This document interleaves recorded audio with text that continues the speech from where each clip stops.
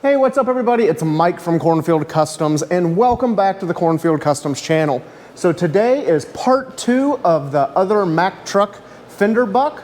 So stick around as I do a quick recap and we keep making progress on this buck.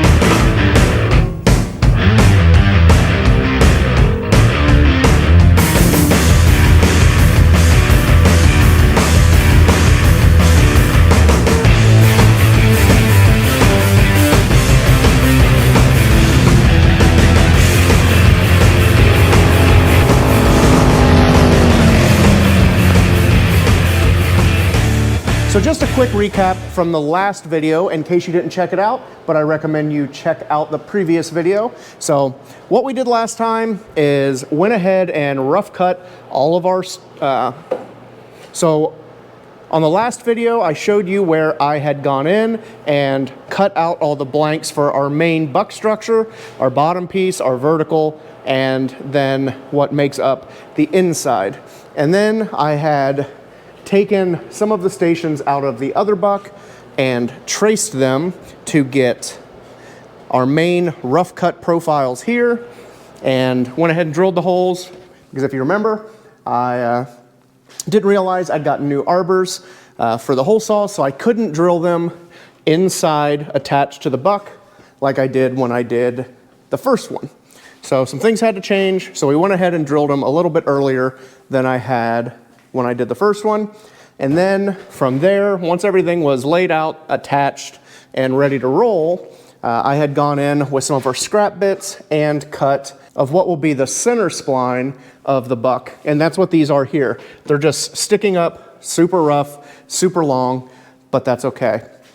So what I did is I came in and I drew our center line, and then each one of these stations is on the left side or the right side of that center line, so I could come in and attach everything with screws. If they were completely in line, it would really be tough to attach them this way, and I'd have to come in with little doublers or little L brackets to get them right down the center. But it's going to achieve the same thing, so that's how I did it on the other buck, and that's how I did it on this one. So the next step, I could continue doing the center splines all the way down the front, and we could just keep moving forward with that.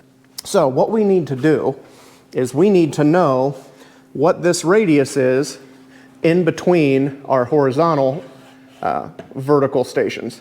So we need to know that, and luckily we have the buck that's already made, and it was patterned off of the other fender. So there is the fender sitting tucked away. We can use that if we want, but I spent time on this buck, so we're going to use the buck. So what we need to do is we're going to use a adjustable radius gauge. And here is that adjustable radius gauge. So I just noticed that I didn't put this piece back in, so I'm going to throw that in real quick, and then we can set up the radius gauge. So let me get that piece put in, and we'll keep moving forward.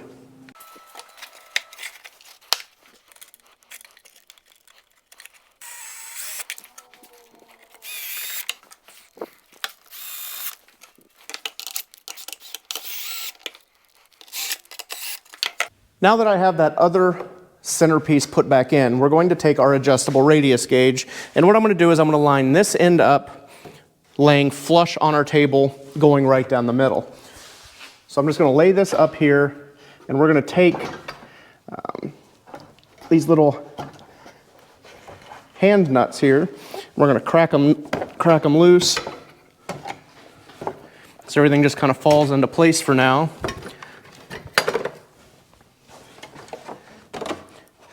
And this one is going to be a little long for what we need, but I don't want to cut it either because I don't want to cut my tool apart just to accommodate this one job. So we're going to let it overhang on that table a little bit. I'm going to push it to where it is flush up against the center spine of our buck, and it's pushing down on this table. And I'm going to come in and retighten the little thumb screws here.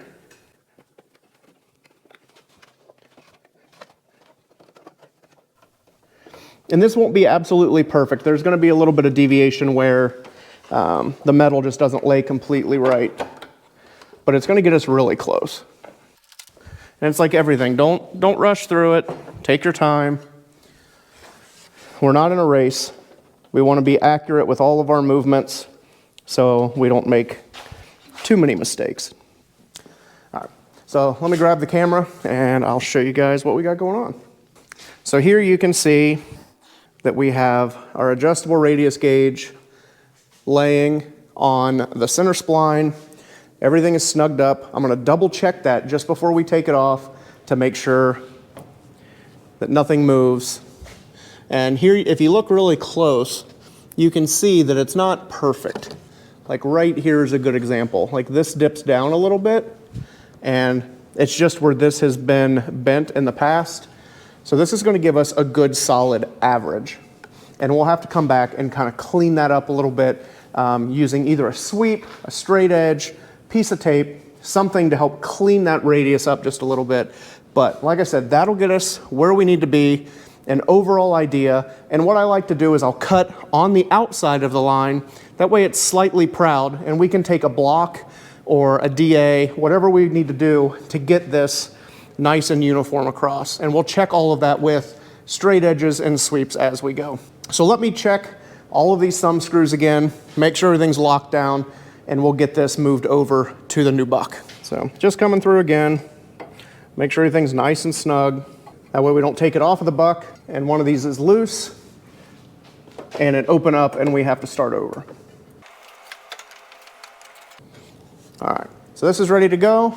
We'll move you guys over to the new buck and we'll bring over our contour gauge. With the new buck, I want to be able to put our radius gauge on the same side of the center line that we did. That way we don't have those black thumb screws or knobs getting in the way. But if I do that, you guys won't really be able to see what I'm doing on the other side. So I'm going to just take our buck and we're going to rotate it. So I'm going to leave the back edge on the table, since that's where our kind of positive stop was on the other one, and I'm going to leave the front edge hanging off the table since our radius gauge is a little too long. So we got it turned around, and I'm going to write on here, if I can find a pencil or a marker,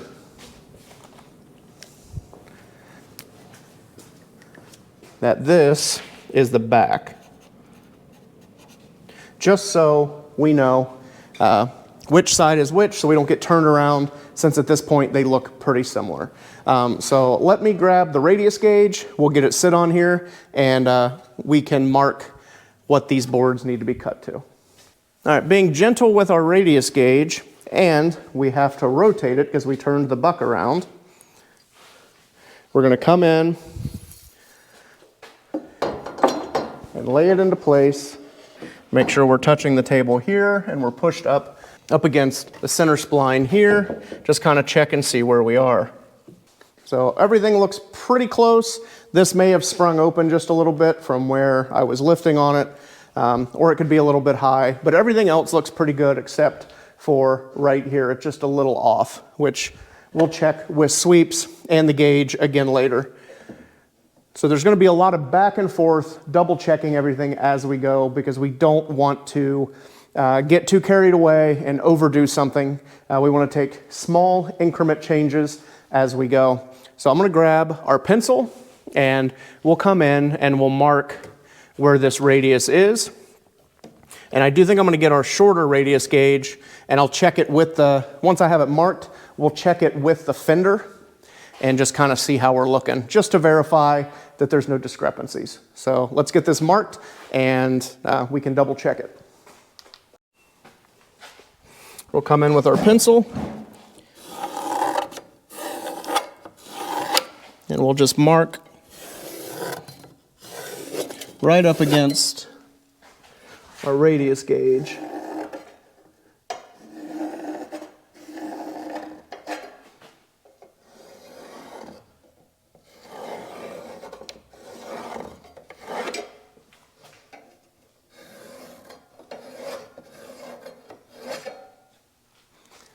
And let me grab you guys and bring you over. Just where that little deviation was that I noted when we were on there, you can see that here. You can see that dip down. So what I'll do is when I get the final radius I want, other than that dip, I'll just take some 3/4 inch masking tape and I'll clean that radius up and get that dip out of there. So let me grab our shorter radius gauge and we will line it up on the Fender down the center spline, which I have marked there. And we will check and verify that everything is the same from the Fender to the buck. So I know that I mentioned earlier in this video that I trust the buck because I spent a lot of time checking it against the Fender when I made the first buck. So why am I using the shorter radius gauge? Mainly, it's just to double check and verify. It's the same as measure twice, cut once. I could trust that and it'd get us pretty close, but it never hurts to be thorough and just double check when we have that information. So I can't remember if I said I was or was not gonna check it against the Fender, but if I said I wasn't, the more I thought about it, I decided it would be a good idea since it's sitting there and it'll only take a few more minutes. So don't be afraid to question yourself, especially with this having little deviations and this front radius opening up a little bit. That kind of made me want to double check what was going on and just make sure that everything is right. I don't want to spend the time making this buck and make a bad buck. So do what you got to do to make yourself feel better so you don't worry about it, and it never hurts to double or triple or check 4 times, whatever it takes to ensure you're doing the best job you can. So let's grab that radius gauge and we'll double check it against the Fender and go from there. Went ahead and pulled this Fender out of where it was sitting, and I got our shorter radius gauge right here. So I'm gonna loosen up the little thumb screws. And we're gonna do the exact same thing we had done with the larger one. We're gonna set this edge here at the bottom. There's some weld buildup, so I'm gonna stick that right to the side of that and just tighten up the thumb screws as we go, making sure it's laying nice and flat.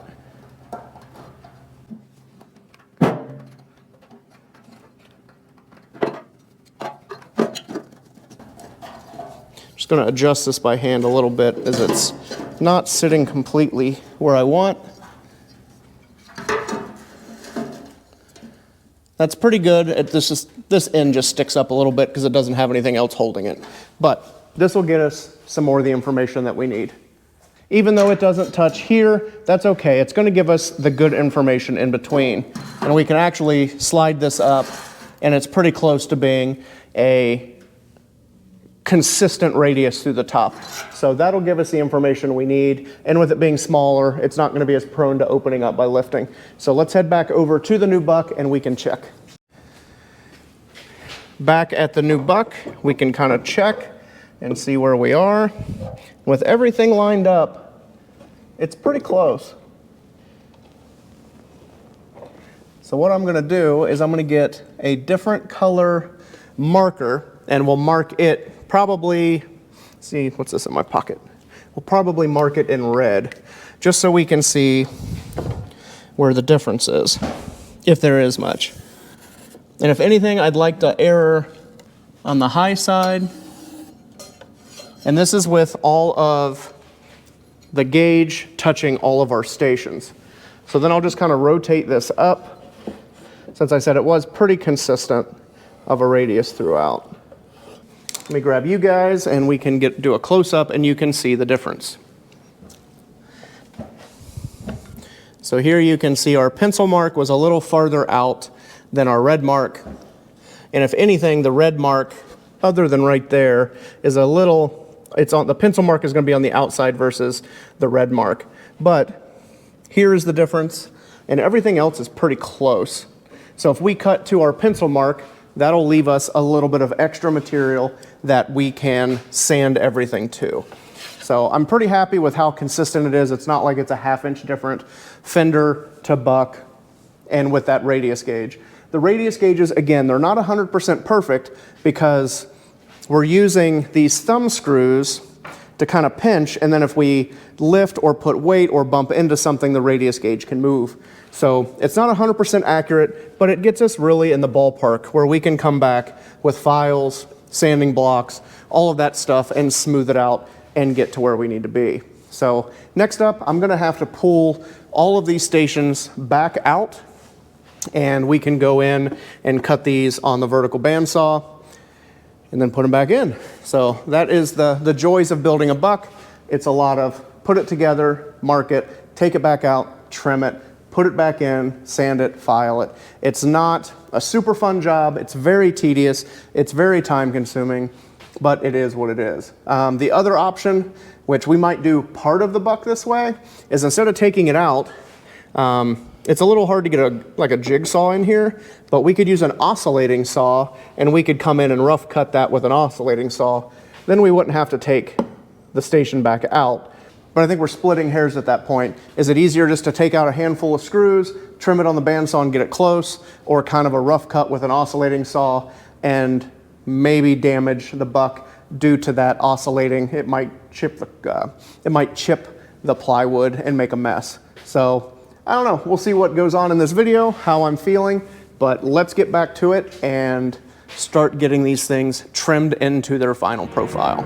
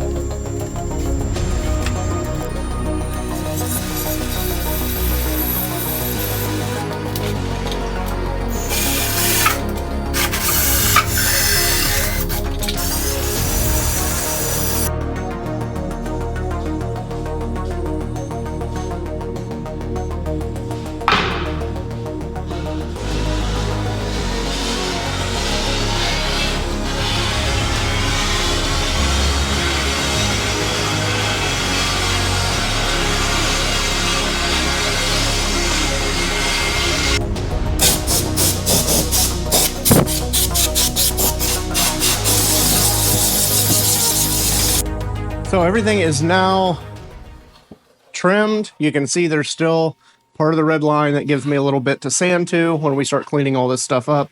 I went ahead and used the hole saw to drill the holes as I went around with the pieces. Next up, we have to continue what I was doing here on this half of the buck. So we'll have to do our vertical stations, get them all drilled, fit, tested. Then we'll do the radius. Then we'll do the adjustable contour gauge from the other side, meet in the middle, and that will give us this radius, and we'll double check that up against the fender like we did. And then I'll come back and go through with our hole saw, drill our holes, and then I'll turn the buck around and I'll do this side, because like right now, I only have the holes on one side, just so I don't have to lean over the buck. So with that, I'm going to have to come in. I might do it now just to break up some of the monotony. I don't know where it went. I had a piece of 80 grit sandpaper, so I might come through and start to deburr all of the holes that I've drilled so far. That way, I get a little bit of a head start on it, breaks it up from what I'm already doing. So yeah, I think I'll jump into that and keep plugging away and get this buck wrapped up. Because here, we're almost done You can see on this side, all it is the same thing, just a bunch of holes, get everything cleaned up, tidy, and then I'll just come around it with a DA and a block, sanding block with 80 grit on it, just to clean everything up. And this one will be about wrapped up and I can get to shaping metal. So if you guys want to stick around, I'll keep plugging away.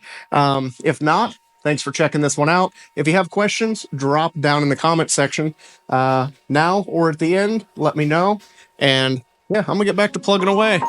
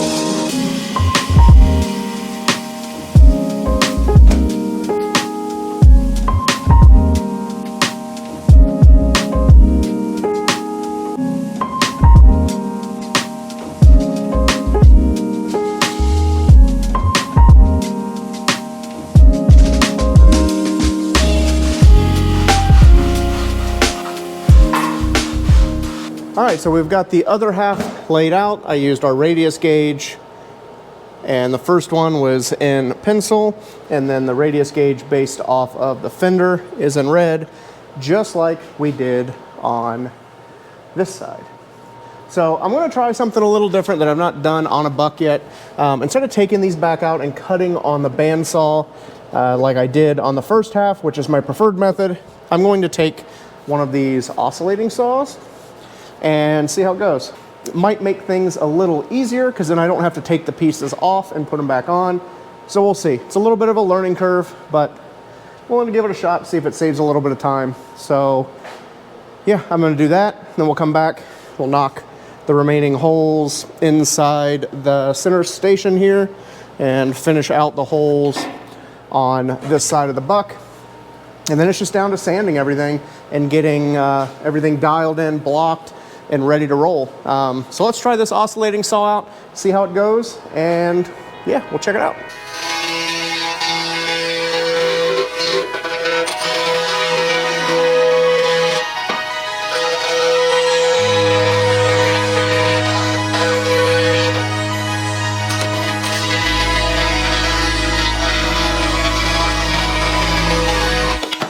Using the oscillating saw, it seemed to speed up the initial cutting everything out, but the cuts aren't all that great. They're kind of rough. It's hard to stay on the line with the oscillating saw, so it's okay to rough it in.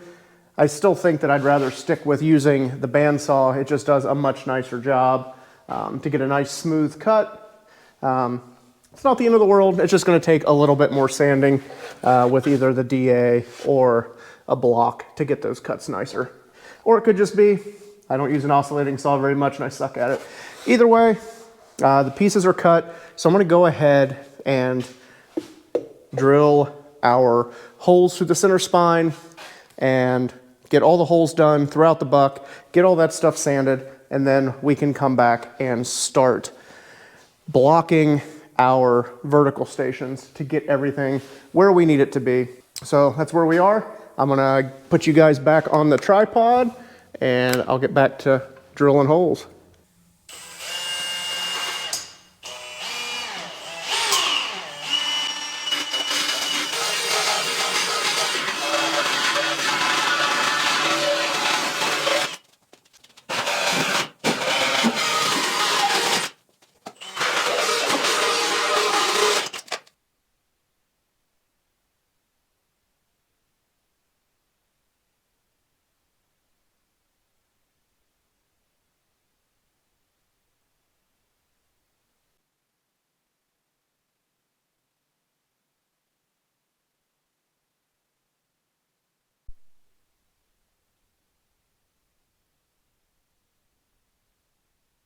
All right, so that wraps up part 2 of the Mack truck fender buck build. So this one is pretty much ready to go in and start patterning and shaping metal to build the mirror image of the first Mack fender we did. So like I said, it's wrapped up. Thanks for checking out this video. Drop down in the comment section. Let me know if you guys have any questions, other stuff you want to see. If you're new to the channel, make sure to check out some of our other great videos. Let us know what you think of those as well. And I appreciate you guys being here, checking out all the content, being involved, and that's all I got on this one. So we will catch you guys on the next one.